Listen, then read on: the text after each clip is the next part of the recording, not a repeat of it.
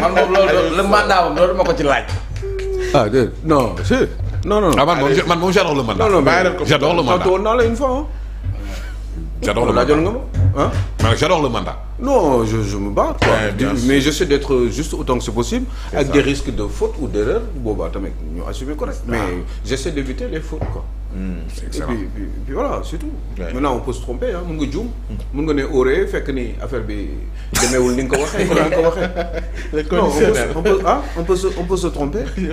avec des mun a si juum on peut faire wala le sax monde. journaliste ci boppam ñu manipuler ko aussi. Oui, bind loo xam ne xëy na peut-être ni waru ko bind. oui loolu pas évident c'est pas évident c'est ki lay jox information bi toujours am na li ko tax a jóg pour mu lay jox pour mu lay am na quelque chose derrière absolument donc on peut se tromper ba yenn saa yi nga xaw a am ay intuition nga ne xëy na lii baax na des fois aussi sa intuition nax la boobaa tamit moo tax foofu nguur war a def surtout procureur war a def ndànk aussi def attention et puis di jéggale aussi xam ni journaliste aussi c'est un métier à risque et que des fois c'est pas forcément évident parce que yàlla rek a xam lépp maîtriser lépp avant pendant et après ñun dañuy wax rek ñu jéem a xool jéem a rassembler ay éléments xam nga xool ndax mbir yi méngoo na xool ndax am na benn espèce de justesse dans ce qui se dit et puis après nga jéem ca dem mais ci loolu yëpp mun nga ci juum est-ce que ci cas d'espèce bi noonu nga koy jàppee oui ci titre bi déjà xam nga Afrique confidentielle oui mais xam nga aussi on peut pas tout le temps toog ni di dénigrer ay journaliste bu nekk sa ligne de conduite nga yor quoi maintenant après am na journalistes yoo xam ne sax dañuy contre nguur carrément bon je sais pas je c'est très compliqué xam nga yii nii mënuñu lu dul di ci def ay commentaires di à peu près joxe suñu xalaat ñun mënuñu leneen tout ce qu'on peut c'est essayer de donner notre avis peut-être que ñi lay aussi dañuy joxe seen xalaat man kay li may bañ mooy ku leen di discréditer je n'aime pas qu'on discrédite les journaux parce que tout simplement dañuy wax loo xam ne xëy na peut-être neexul un tel wala neex na un tel non ce n'est pas bien on essaie d'analyser dans le fond si c'est le cas de Simon bon Simon bon je crois que kii jot naa dégg Cheikh Omar wax ko aussi c'est un garçon extrêmement intègre bon maintenant après tey ko parce que dafa répéter li Afrique confidentielle wax moi je pense que c'est pas juste mun nañ ko wax sax de poser ko ay questions mais bu jaree ba ñu koy yóbbu naan dañ koy yóbbu en garde à vue non yow da nga ñëw enquête ko poser ko ay questions et puis mu dem yoonam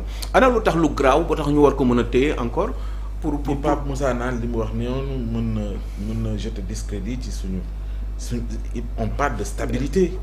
oui mais je ne pense mu écorner image ñaari réew ci ni ñu ko waxee. mais oui mais dans ce cas-là ñu def un communiqué rek wax ni du dëgg par exemple si Ouattara aurait convoqué en plus ils l'ont dit au conditionnel. aurait convoqué le premier ministre du Sénégal mais c'est totalement faux. doo leen bind rek ngeen tontu bu dee du dëgg. pourquoi forcément tenir ko ba mu dem ci ay garde à vue ak yi demee noonu wala peut-être même prolonger garde à vue bi yóbbu ko bàyyi altine wala yi demee noonu est-ce que yooyu yëpp jaar na ko fi je pense qu'on a d'autres priorités quand même dans ce pays-là man je sais pas parce que man là où je suis assis je suis un homme libre je suis à sans limite dans un endroit extrêmement libre damay dem fële sans limite kan moo fi ñemee wax Aliou waxal lii wala defal lii kan moo ma ñemee wax des médias dama fay dem des fois di fa def ndumbelaan mais kan moom ma mës xalaatuñu sax ñeme di ma wax loolu Walfadjri encore moins pourtant damay wax foofu libre yàlla xam na ni kenn ñemewu taxaw di ma wax benn non loolu xalaatuñu ko sax parce que xam nañu sama jikko moi je viens je ne prépare rien je viens j'écoute et je donne mon avis je crois que ni nañ bàyyi booy mu dem quoi xam nga journaux yi dañuy wax lu leen neex maintenant dégg naa pas Moussa ne link bi am entre mais link yooyu mooy lan mais les gens ils ont des lignes de partout on a des gens avec qui on traite qui peuvent être à l'étranger wala yu demee noonu jox la benn information nga wóolu nit ki et puis voilà yow nga reprendre ko il est où le problème mais maintenant ci loolu nit kooku sax mun na la nax un jour nit mun nga am confiance ci moom tey sax ak suba pendant un an et puis nga yeewu suba tey rek nit ki jox la benn information ndax la ci confiance bi nga amoon ci moom donc qu'est-ce qu'il a fait Simon à part répéter li Afrique confidentielle il n'a pas répété en fait. Ça a été répété à la télévision mais en tant que lui responsable moral rédacteur en chef il a été convoqué dans ce sens waaw ne je veux dire wax boobu mu am ca rédaction boobu wax boobu quand même loolu ñoom ils l'ont fait que répéter ce qui a été dit par Afrique Confidentielle donc ana lu fi grave ba ñu wax waxu stabilité pays wala réew mi mais moi je pense que ni c'est même bu fekkee ne sax dañ ko def exprès pour déstabiliser mbir mi il y a aucune preuve sinon koy journaliste bi bu ñu ko laajee fan nga jëlee sa preuve mu ñëw teg lépp. journaliste day xam dara foofu le risque bi nekk sinon yow boo amee bu ñu la waxee dara boo amee ay preuve nga ñëw génnee ko wax bi jeex. mais journaliste dem nañ pour protéger ko dañ ko ne say preuve waroo ko joxe te doo ko joxe. te mënoo ko joxe te kenn warul la ko laaj. donc loolu nañ bon pour man dañ ci war a maanu quoi.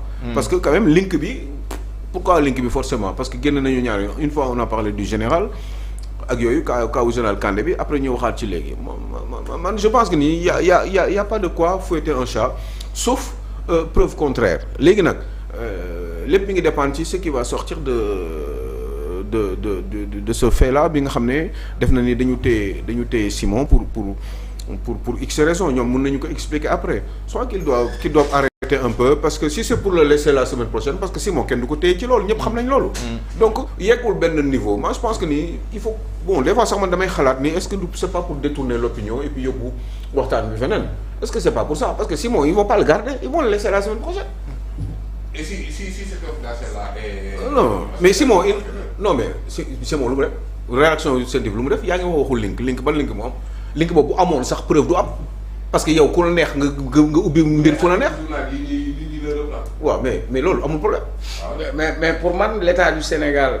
s'il juge que ce journal continue à jeter le discrédit sur le Sénégal. mais loolu yàgg na am ci àdduna waaw mais le Sénégal n'a qu'à se saisir. mais de la justice pour attaquer journal boobu. parce que par exemple boo gisee Pa Moussa wax la ko. non Afrique confidentielle. waaw non nu mu tudd confidence wala confidentielle. confidentielle Afrique confidentielle. ay confidence am dara du ci dëgg. waaw non mais xam boobu non mais loolu moo tax Pa Moussa wax ma ko. oui non c'est-à-dire keneen mën na ne dëgg saa yu ñu génnee article c'est pour dénigrer. c'est pour donner des non yow xam nga man xamuma leen léegi nag Sénégal na jël fulla am fayda. foofu topp ko.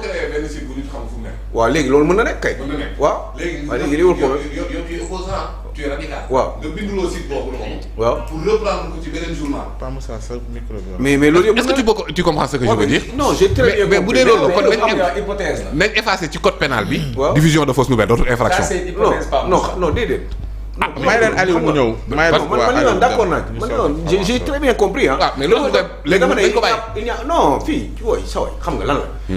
ñëlee ñun nekkuñu fi di seet lan ban link la ñu am ñoom ñaar loolu yoonu kenn nekku ci. man sama yoon a ngi ci man non yow sa bu la neex en tant que citoyen man aussi je peux penser autrement keneen penser autrement aussi yaa ngi dégg mais loolu du loolu mooy indi ay preuves la du loolu mooy problème moom mooy li mu reprendre. mais journaliste am na doole ne selon diw. maintenant diw boobu s'il n'est pas crédible ou s'il est crédible loolu mi ngi dépendre ci opinion bi. yow kon yow le mandat mën na reprendre lu ko neex. non mais loolu du question booy. ah parce que loolu du ma ko def. mais je peux me tromper.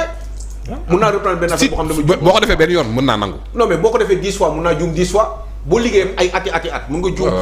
non déglu ma xool am na ñoo non déglu ma am na ay wax yoo xam ne amoon na fi ci régime Macky Sall bi lu nekk daan nañ ko fi wax. nga ko doon dénoncer. mais évidemment ma koy dénoncer. dénoncer tey kon dénoncer tey. non mais dénoncer bi ak xel la mënu ma ñëw taxaw au point. Sall laa doon gën dénoncer ñooñu ci biir réew mi lañ nekk. mais lii du saaga lii. non dama ne non ci biir réew mi laa wax ay sénégalais yu doon saaga seen président bërki démb sénégalais yi benn sénégalais saaga na président kii dénoncé woo leen ko comme ni ngeen ko dénoncé nii. ah bon ah déet xale bi sant Fall xaw ma lan saaga wu fi Diomaye. waaw saaga yu méttee métti. mi ngi nii di doxantu. on l'a encouragé jox crédibilité. on l'a encouragé non encouragé xam nga façon encouragé nit dafa bari façon. mun nga encouragé nit parce que yaa ngi koy continuer di ko entretenir di ko gérer. mun nga encouragé nit parce que da nga ko féliciter façon bu nekk mun na nekk mun ko def de manière discrétionnaire. waaw léegi kon donc. non donc nañu dindi ci code pénal xale Fall bi Azoura Fall li mu wax moo gën a gaaw fuuf dama leen di wax dëgg. acca Azoura Fall li mu wax. président Diomaye Faye nga xam ne ki ngay wax discrédit li nga wax fi li leen wax Diomaye. mais li Azoura Fall wax moo gën a gaaw fuuf. comparé leen ko gaa yi moom lépp lu ñëwati rek ci Azoura Fall la ñuy jafandu quoi finalement jafandiwuma xam nga man du ma def loolu. dama lay jox exemple dama bëgg je ne veux pas une chose et son contraire. mais Azoura Fall def na erreur léegi kon l'erreur devient normale quoi. non stabilité non dama ne Azoura Fall wax na lu dul noonu. donc maintenant tout le monde peut le faire. non waxuma loolu de dama ne dénonciation bi laa wax. waaw waroon na grave en certain point que Azoura Fall dañ ko war a écarter. écarter pourquoi non écarter xam nga mooy lan. waaw mooy waratul bokk ci géew bi. géew ñi muy kan moo ko ci boole. xam nga su boole mooy la.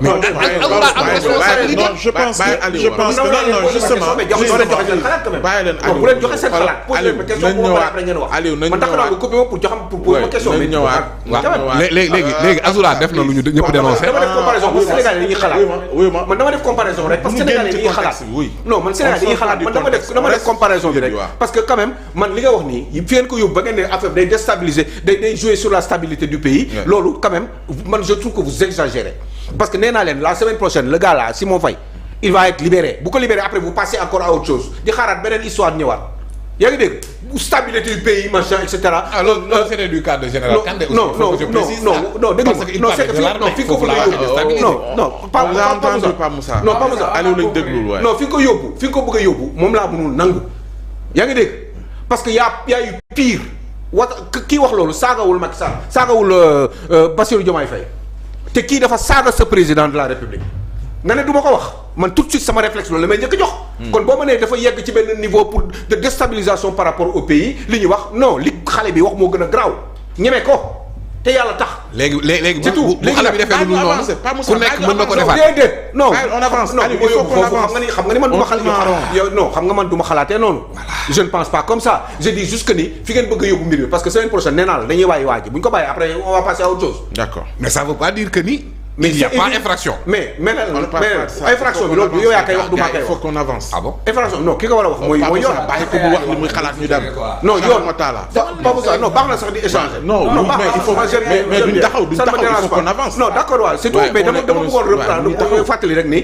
boo comparaison wala bëgg a yeggal mbir mi ci benn niveau. eh bien am na yu fi gën a pire te yeggoo fa. donc dama bëgg nga fay yegg yenn saa yi lii buñ ko waxee journaux yi des fois am na journaux de propagande ñëlee xam naa li ñuy def mën na nekk.